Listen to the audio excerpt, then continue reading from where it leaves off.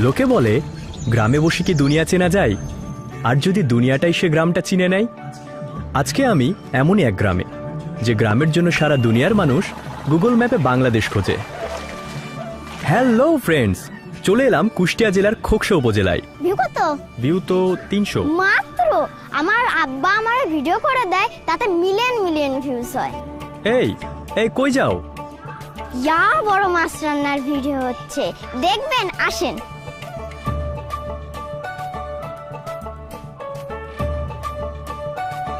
কি রে স্নেহা, কারে আনছিস? ঢাকা থেকে আসছি। ও ঢাকা থেকে? এখন তো ইউরোপ আমেরিকা থেকে আসে। এই যে রোমানিয়া থেকে আইছে, ওরাই তো এই গ্রামের নাম দিয়েছে ইউটিউব ভিলেজ। এমন গ্রাম দুনিয়াতে একটাই আছে। This is an inspiration for all over the world. এই তো কিছুদিন আগে সনি সাইড এসে ঘুরে গেল। Sony side? বড় হয়ে তার মতো আমিও হব। এই সাকিব যেমন মাঠে 4 ছক্কা মারে, আমরা তেমন 4 ছক্কা মারি অনলাইনে। কিভাবে? এই যে সাকিব মারে 50-100 রান করে, আমরা তেমন আমাকে রান্না বান্নার ভিডিও চাললি 5-10 লাখ ভিউ এমনিই হয়।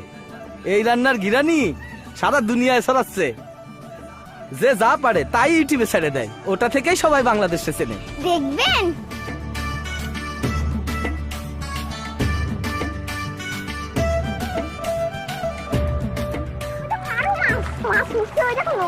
আপা কি করেন? খালের থেকে মাছ ধরে ইউটিউব চ্যানেলে ছাড়বো। এত কিছু জানি না ভাই, ভালো খাই সেটাই দেখাই। যার যা আছে সেটাই ট্যালেন্ট। ভাবতে জানলি সবই কন্টেন্ট। যে মজা করে খাতে পারে তার খাওয়া দুনিয়ার মানুষে দেখে। এই গ্রামে কি কোনো বেকার নাই? বেকার থাকার সময় কই? মানুষ কি শুধু ডাক্তার ইঞ্জিনিয়ার দেশের মুখ উজ্জ্বল করতে পারে? আমরা রান্না বান্না করে মাছ ধরে বিশ্ব জয় করেছি। গ্রামে শুধু গোলা ভরা ধান, পুকুর ভরা মাছই না, এখন ইন্টারনেটও আছে। আমরা সবাই মজা করে যে খাওয়া দাওয়া করতাম, কে জানতো সেই রান্না দিয়ে সবাই আজ বাংলাদেশ চিনবে। চিনবেই তো। খুঁজতে খুঁজতে সারা দুনিয়া আসবে বাংলাদেশে। কখনো কন্টেন্ট ক্রিয়েটরদের ওয়ার্ল্ড কাপ হলে দেখবেন বিশ্বকাপটা আমরাই পাবো। কি পাবো না? আবার আসেন, বাই বাই।